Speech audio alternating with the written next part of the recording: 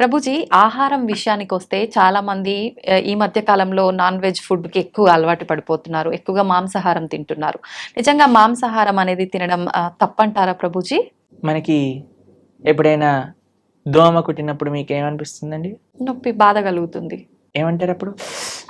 దోమ కుట్టింది పాట్ అని వేసేస్తారు కొంతమంది అవును. అయితే. అరే ఆ దోమ ఎక్కడుందో పట్టుకొని రారా, దాన్ని ఎలా అయినా చంపేయాలి. ఇప్పుడు బ్యాట్లు తీసుకొని ఏమంటారు, మీరు యుద్ధానికి వెళ్ళినట్టు దోమల వెనకాల పడి దోమలు చంపేస్తాయి. ఇంత పెద్ద శరీరం నీది, అవును. ఇంత చిన్న దోమ, ఇంత చిన్న చీమ కుడితే అబ్బో చీమ కుట్టింది, నీళ్లు పోసేయండి, చీమలు అన్నిటి తీసేయండి, లక్ష్మణ్ రేఖ పెట్టేసేయండి. హ్మ్. ఇంత పెద్ద శరీరంలో ఏదో ఒక మూలన ఇంత చిన్న నొప్పి వస్తేనే భరించలేని మనము హ్మ్. ఒక ప్రాణిని ఒక కత్తి తీసుకొని గొంతు కోసేసి అది విలవిల్లాడుతూ రక్తం కక్కేసి అలాంటి నొప్పి వేరే వాళ్ళకి ఇవ్వడానికి ఎలా సిద్ధమవుతామండి? ఒకసారి చెప్పండి. హ్మ్. ఏమంటారు, మీరు రైట్ అంటారా? మనం ఇంత చిన్న నొప్పిని కూడా భరించలేమాయే, కానీ మనం ఏ ప్రాణిని ఎలాగైనా హింసించచ్చు అనే భావన వస్తే హ్మ్. రేపొద్దున అది విస్తీర్ణం అవుతుందన్నమాట. We become hard hearted. ఇప్పుడు ఒక ప్రాణి కష్టాన్ని చూస్తూ మన మనసు చలించలేకపోయింది అనుకోండి, రేపొద్దున ఇంకొక మనిషి కష్టాన్ని చూసి కూడా మనం చలించలేకపోతాం. నిజం ప్రభుజీ. మన తోటి ఉండే వాళ్ళ కష్టాలు, అసలు కష్టాన్ని అర్థం చేసుకొని మనస్తత్వం వచ్చేస్తుంది. హ్మ్. కష్టం ఎవరికైనా కష్టం కదండి. అవును. ఒక ప్రాణిలో కష్టం చూడని వాడివి మనిషిలో కష్టం ఎలా చూడగలుగుతున్నావు? హ్మ్. మనిషిలో కష్టాన్ని చూసిన వాడివి ప్రాణిలో కష్టాన్ని ఎందుకు చూడలేకపోతున్నావు? హ్మ్. మనిషికి ఒక జీవుడికి ఏంటి డిఫరెన్స్ చెప్పండి? వాళ్ళకి ఏదైనా ఫ్యామిలీ ప్రాణి. లేదా? హ్మ్. వాళ్ళకి పిల్లల పైన ప్రేమ లేదా? అది జీవించాలి అని అనుకోవట్లేదా? హ్మ్. ఒక కోడినో ఒక మేకనో అనుకోండి, అదేమన్నా మీ దగ్గరకు వచ్చి నా గొంతు కోసేసేయి, నన్ను ఈరోజు బిర్యానీ వండుకొని తిను అని చెప్తుందా? అదేమన్నా విలవిల్లు ఆడిపోతుంది, భయం అయిపోతుంది. ఆ నెగిటివ్ ఎనర్జీ మొత్తం ఈ ప్రపంచంలో అన్ని చోట్ల ఆ క్రీపిన్ అయ్యే భూకంపాలు, టోర్నాడోస్, దానికి ఒక థియరీ ఉంది, సైంటిఫిక్ థియరీ తెలిసిన మీకు? ఎప్పుడైతే మనం ఇంత జీవహింస, ప్రాణి హింస అనేది జరుగుతుందో ఆ నెగిటివ్ వైబ్రేషన్స్ అన్ని కలెక్ట్ అయ్యి ఒక్కసారి ఇది మాస్ డిస్ట్రక్షన్ చేస్తుంది అనమాట. ఓకే. భూకంపాలు రావటం, సునామీలు రావటం, టోర్నాడోలు రావటం, ఫారెస్ట్ ఫైర్స్ రావటం, ఇవన్నీ ఎందుకు, ఈ వైపరీత్యాలన్నీ ఎందుకు వస్తున్నాయి అని అంటే ఆ నెగిటివ్ వైబ్రేషన్స్ వల్ల. ఓకే. కాబట్టి మనం జీవహింస తెలిసి ఎవరిని తెలియకుండానే మనం ఎంత ఇబ్బంది పెడుతున్నామండి. ఓ బిల్డింగ్ కట్టాలి అంటే పాపం కింద ఎన్ని పాములు పోయాయో, ఎన్ని చీమలు పోయాయో, ఎన్ని ప్రాణులు కోల్పోతాయో. ఒక రోడ్ వేయాలన్నా, మనం రోడ్ పైన పోతూ వెహికల్స్ లో ఉంటే మనకి ఎన్ని తెలుసు చెప్పండి? తెలియక ఎన్ని చేస్తున్నాం. మనం వెజిటేషన్స్ గ్రో చేస్తుంటే ఎన్ని పోతాయో క్రాప్స్లలో. తెలియకుండానే మనం ఇంత జీవహింస చేస్తున్నాం. ఇంకా తెలిసి చేస్తే ఎలా చెప్పండి? కాబట్టి ఒక్కటి గుర్తుపెట్టుకోండి, మన శాస్త్రం చెప్తుంది మాంసహ అంటారు, మాంసం అని అంటారు కదండి. అంటే నేను రేపు నీలాగా అవుతాను. మాంసహ, ఈరోజు నేను నిన్ను చంపుతున్నాను, రేపటి రోజున నువ్వు నన్ను చంపుతావు. అది ఎగ్జాక్ట్ డెఫినేషన్ ఆఫ్ మాంసం. ఈరోజు మనం ఏ జీవినైతే ఎంత బాధ పెడుతున్నామో అదే బాధ 100 రెట్లై మనం అనుభవించాల్సి వస్తుంది, లేదా మన ముందు మనకు కావాల్సిన వాళ్ళు అనుభవిస్తారు. కాబట్టి మనం అది ఒక ఎన్వైరన్మెంటల్ పర్స్పెక్టివ్గా చూసినా, ఇప్పుడు మ్యాక్సిమం 60% ఆఫ్ వెజిటేషన్ మొత్తం కూడా ఈ ఫార్మ్లో ఉండే యానిమల్స్కి తినిపించడంలో పోతుంది. అదే కానీ మనం ఇప్పుడు చూడండి, ఇప్పుడు ఇండియాలో మనం వెజిటేరియనిజం గురించి మాట్లాడితే ఎలా అంటున్నారు, వెజిటేరియన్స్ ఎట్లా అవుతారు, అది ఇది ఇది ఇది ఇది దీనికి విరుద్ధం, దానికి విరుద్ధం, ఇది మా ఫ్యామిలీకి విరుద్ధం, ఇది మాకు ఇది విరుద్ధం అని పెద్ద యుద్ధాలకు వచ్చేస్తున్నారు. ఫారినర్స్ అందరు వీగన్ కల్చర్ విన్నారా మీరు ఎప్పుడైనా? వీగనిజం అని పెరిగిపోతుంది అక్కడ. ప్లాంట్ బేస్డ్ డయట్, యానిమల్ ఉన్న దాన్ని వాళ్ళు టచ్ చేయరనమాట, దాన్ని వీగన్ అని అంటారు. మొత్తం మీరు చూస్తే, మేము ఆస్ట్రేలియా మెల్బోర్న్ లో ఒక వీగన్ స్ట్రీట్ అని ఉంది, మొత్తం స్ట్రీట్ అంతా వీగన్ రెస్టారెంట్స్ అక్కడ. అమెరికాలో అన్ని చోట్ల ఇప్పుడు వీగనిజం పెరిగిపోయింది. మీరు ఎక్కడికి వెళ్ళినా సరే వీగన్ అని చెప్తే మీకు ఒక్క డైరీ ప్రోడక్ట్ కూడా టచ్ చేయరు వాళ్ళు. అలాంటి స్ట్రిక్ట్ వెజిటేరియన్ డైట్ ని వీగనిజం అని అంటారు అనమాట. కాబట్టి పాశ్చాత్య దేశస్తులు, దానికి ఏం ఆధ్యాత్మికత అవసరం లేదండి నాన్ వెజిటేరియన్ ఆపేయడానికి. మనుష్యత్వం ఉండాలంతే. ఒక మనిషిగా నేను బాధపడుతున్నాను, ఇంకొక ప్రాణిని బాధ పెట్టకూడదు. ఓకే. ఇప్పుడు చూడండి, మనం తింటే 10 నిమిషాల్లో పోయే రుచికి ఒక ప్రాణినే చంపేస్తున్నాం అంటే ఎంత అన్యాయం చెప్పండి. అవును. కాబట్టి అది ఆధ్యాత్మికంగా మంచిది కాదు, సామాజికంగా మంచిది కాదు, ఒక మానవుడికి అయితే అసలే మంచిది కాదు. ఓకే. అన్నీ ఈ ప్రపంచంలో అంతా బాగుండాలి అని అంటే ఎవ్వరిని మనం ఇబ్బంది పెట్టకూడదు. ఆధ్యాత్మికత విషయం అయితే దూరం పెట్టేసేయండి. మాంసాహారం తినే వాళ్ళు ఎప్పటికీ ఆధ్యాత్మికంగా ఒక్క అడుగు కూడా ముందుకెయ్యలేరు. ఓకే. ఇది సత్యం. కానీ this is far beyond to understand. కానీ ఫస్ట్ మనిషిగా ఆలోచిద్దాం, ఒక ప్రాణిగా ఆలోచిద్దాం. కాబట్టి భగవంతుడు అందరినీ సృష్టించినప్పుడు ఆయన అందరి పిత కదా.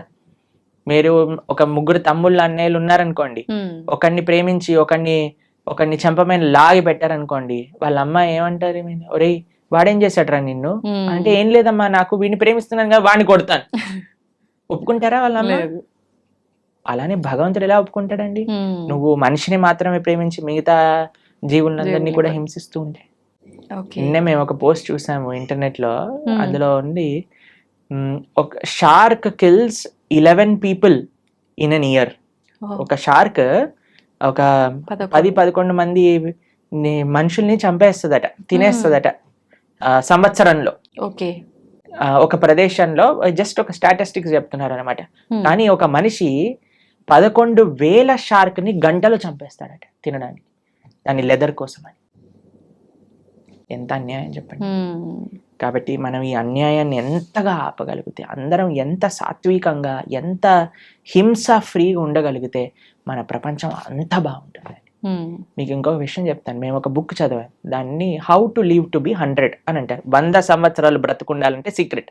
అందులో ప్రపంచంలో 100 సంవత్సరాలు పూర్తిగా బ్రతికిన ప్రదేశాల్లో హైయెస్ట్ మెంబర్స్ ఎక్కడైతే ఉన్నారో అక్కడ రీసెర్చ్ చేసి ఆ పుస్తకం రాశారనమాట.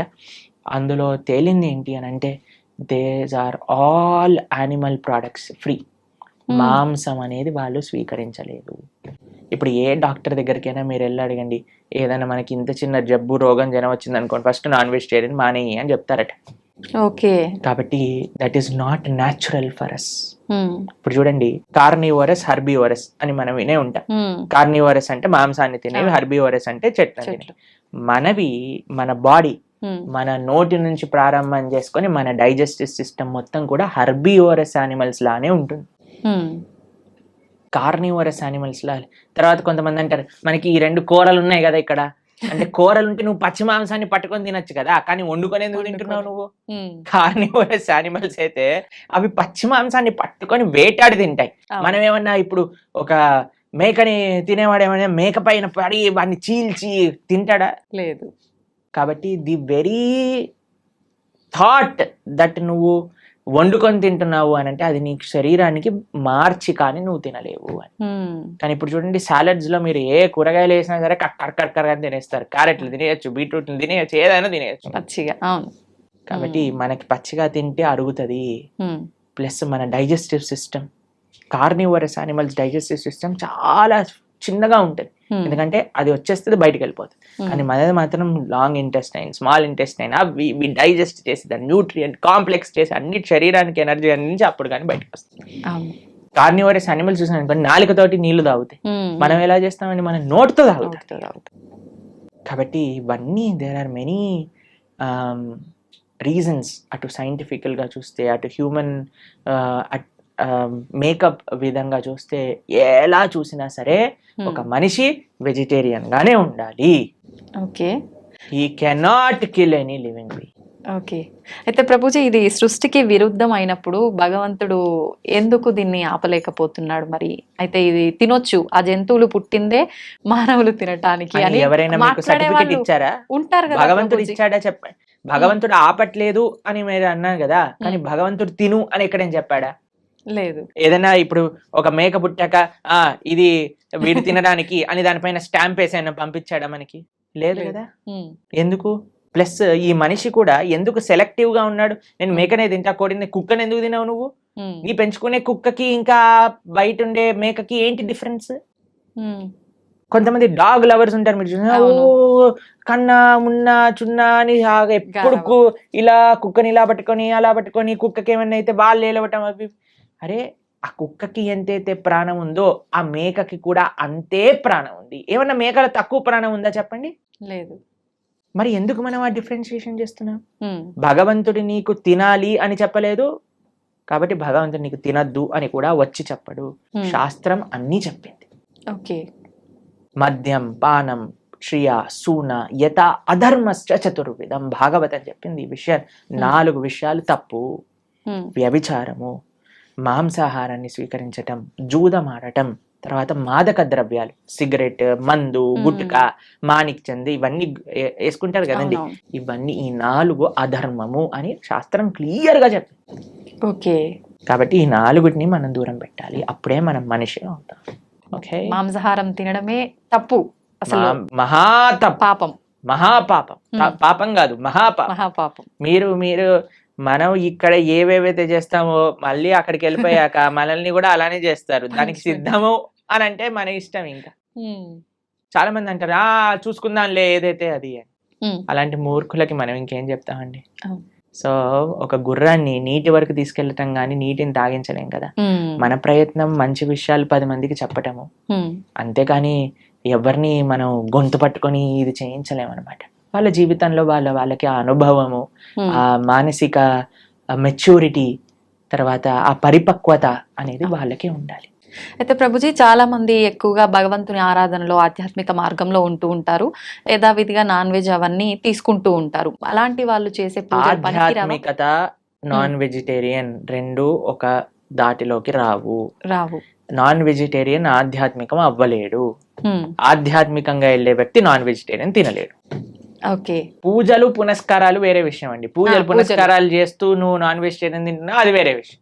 కానీ ఆధ్యాత్మికత అనేసరికి భగవంతుడు ఏంటి, భగవంతుడు ఏం చెప్పాడు అని అర్థం చేసుకోవటం ఆధ్యాత్మికత. భగవంతుడు నన్ను ఎలా జీవించమని చెప్పాడో అర్థం చేసుకొని జీవించటం ఆధ్యాత్మికత. మనం 100 పూజలు చేయి, పునస్కారాలు చేసుకొని ఏదైనా చేసుకోండి, కానీ భగవంతుడు జీవించమన్న జీవన విధానాన్ని మనం ఆచరించకపోతే he will not care for us. ఇప్పుడు చూడండి, మీకు మీ పిల్లలు ఉన్నారు, మీరు చెప్పిన మాట వినటం మీకు ముఖ్యమా? మీరు చెప్పిన విధంగా వాళ్ళు ఉండటం మీకు ముఖ్యమా? లేదా మీరు చెప్పిన విషయాలు ఏమీ పాటించకుండా బయటికి వెళ్ళి మా అమ్మ ఇంత గొప్పది, మా అమ్మ అంత గొప్పది, మీ ఫోటో పెట్టుకొని రూమ్లో రోజు ప్రొద్దున అగరబత్తులు తిప్పేసి ఆరతులు పెట్టేసి మీకు పెద్ద పెద్ద మాలలు వేయటం ముఖ్యమా? మీరు చెప్పండి, ఏది మీకు సంతోషాన్ని ఇస్తుంది? చెప్పిన మాట ఆచరిస్తే అంతే కదా. చెప్పిన మాట ఆచరించి మీరు పెద్దగా ఏం చేయకపోయినా మీరు ఆనందంగానే ఉంటారు కదా. అన్న చదువుకో, మంచిగా ఉండు, 10 మందితో మంచి చెయ్యి, నువ్వు ఎప్పుడు బాగుండాలి, అది మీరు చెప్పిన విధానాన్ని వాళ్ళు ఫాలో అవుతాయి కదా. అదే ఆధ్యాత్మికత అంటే. భగవంతుడు ఏం చెప్పాలనుకుంటున్నారో తెలుసుకొని దాన్ని ఫాలో అవ్వటం ఆధ్యాత్మికత. భగవంతుడు ఫోటోలు పెట్టి ఓ ఓ అని తిప్పేటాలో ఆధ్యాత్మికత కాదు. ఎప్పుడు వరకు మనం ఆయన మార్గాన్ని ఫాలో అవ్వకపోయినంత వరకు. ఒక్కసారి మనం ఆయన చెప్పే విధానాన్ని ఫాలో అవుతూ మిమ్మల్ని ప్రేమతో, ఇప్పుడు చూడండి మీ పిల్లలు మీరు చెప్పిన విషయాలు అన్నీ మంచిగా విని మీ పుట్టినరోజు రోజు ఒక గ్రీటింగ్ కార్డ్ చేసి మీకు చాలా సేపు కష్టపడి ఒక గ్రీటింగ్ కార్డ్ చేసి ఇచ్చారనుకోండి, మీకు ఎంత సంతోషం ఇస్తుంది. అరే మా పిల్లలు ఎంత బంగారు కొండలరా, నేను చెప్పినన్ని మాటలు వింటారు, నాకు ఇంత ప్రేమ గ్రీటింగ్ కార్డ్ తీసుకొచ్చారనిపిస్తుందా? అలానే భగవంతుడికి కూడా మనం ఎప్పుడైతే ఆయన మాటలు విని ఆయన ఆరాధన చేస్తామో అప్పుడు ఆయనకు అంత సంతోషం వస్తుంది. మీ మాటలు ఎప్పుడు వినకుండా, మిమ్మల్ని ఎప్పుడు పట్టించుకోకుండా బర్త్డేకి మాత్రం పెద్ద గిఫ్ట్ తీసుకొచ్చా, ఏంది ఈ గిఫ్ట్, అరే కనీసం ఎవడు అడిగాడు నిన్ను అని అంటారు, అంతే కదా. అలానే భగవంతుడు మన పూజలు కూడా అలానే అనిపిస్తాయి. ఇది ఖచ్చితంగా అందరూ తెలుసుకోవాల్సిన విషయం, అంతే కదా. ప్రభుజీ, పిల్లల టాపిక్ వచ్చింది కాబట్టి నేటి బాలలే రేపటి పౌరులు అంటారు. అయితే అటువంటి పిల్లల్ని మనం పెంచే విధానము కరెక్ట్ గా ఉండకపోవడం వల్ల అంటే ప్రభావం పడుతుందా, లేదంటే విద్యా వ్యవస్థ ప్రభావం ఏమైనా ఉంటుందా ప్రభుజీ? అన్ని ప్రభావం. మనం పెంచే విధానం, విద్యా వ్యవస్థ, టీచర్లు, మీడియా, వాళ్ళు చూపించేవి, వాళ్ళు ఉండే ఫ్రెండ్స్, అన్నిటినీ ప్రభావం ఉంటుంది. కరెక్ట్, అన్నీ కూడా జాగ్రత్తగా ఉండాలి. ఇప్పుడు అన్నిటినీ మార్చేయలేం కదండి. మన వంతు మన మార్పు మనతోటి ప్రారంభం అవ్వాలి. కాబట్టి ఇప్పుడు చూడండి, అందరి పిల్లలకి హాలిడేస్ టైం. ఇప్పుడు మీ హాలిడేస్ లో మీ పిల్లలకి ఏం నేర్పిస్తున్నారు? ఎన్నో మంచి మంచి ఆధ్యాత్మిక కేంద్రములలో సేవా మాధ్యమంగా సమ్మర్ క్యాంప్స్ జరుగుతున్నాయి. మన ఇస్కాన్ హైదరాబాద్లో సమ్మర్ క్యాంప్స్ చేస్తున్నారు, మేము ఆదిలాబాద్లో రేపు సమ్మర్ క్యాంప్ చేస్తున్నాం. పిల్లలకి కనీసం సెలవులు వచ్చినప్పుడైనా మంచిగా సేవ చేసుకునే ఒక అవకాశాన్ని ఇవ్వండి. గోశాలకి తీసుకెళ్ళండి, శ్లోకాలు నేర్పించండి, మ్యూజిక్, మన క్లాసికల్ మ్యూజిక్ నేర్పించండి, క్లాసికల్ డాన్స్ నేర్పించండి. మన కల్చర్కి ఎంత దగ్గరగా మనకి సమయం ఉన్నప్పుడు, ఇప్పుడు స్కూల్ ఉన్నప్పుడల్లా అంటే కష్టమే, కానీ అట్లీస్ట్ ఫెస్టివల్స్ టైంలలో మనకి ఇలా సమ్మర్ హాలిడేస్ వచ్చినప్పుడు, వింటర్ వెకేషన్స్ వచ్చినప్పుడు మనం ఏదైనా మంచి ఆధ్యాత్మిక ప్రదేశానికి తీసుకెళ్ళటం, అక్కడ ఉండే మంచి వ్యక్తులతో కల్పించటం, మాట్లాడించటం, వాళ్ళకి కల్చర్ని ఇంట్రడ్యూస్ చేయటం, ఇలా కానీ మన శక్తియుతంగా మనం ప్రయత్నించి, ఇప్పుడు చూడండి we can do our best. దాని తర్వాత ఇంకా వాడికి జీవితంలో ఏం చేసుకుంటారో అనేది వాళ్ళ ఇష్టం, కానీ మనము ఇవ్వకపోతే మన తప్పు అవుతుంది.